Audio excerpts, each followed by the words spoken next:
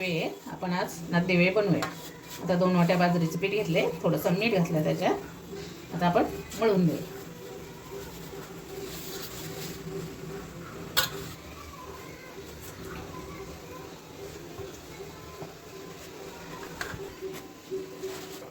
आपलं आता पीठ मळून झाले. आता आपण उकडायला ठेवूया. कढई 1 तांब्या पाणी घातले.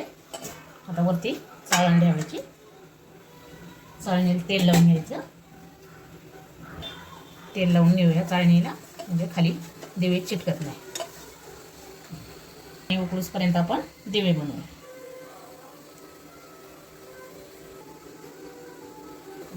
आता असे दिवे बनवून घ्यायचे.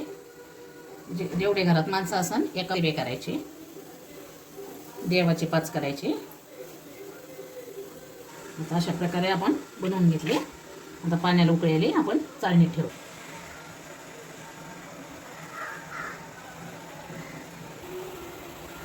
उकळायला ठेवले. आता झाकण ठेवूया.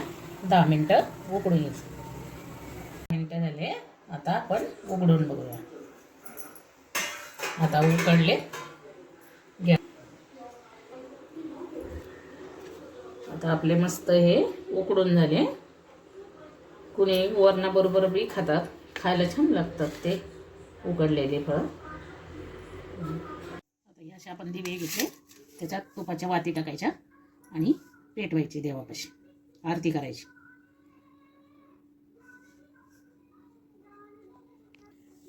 आता हे नागदेवे आपण पेटून घेऊया सगळे.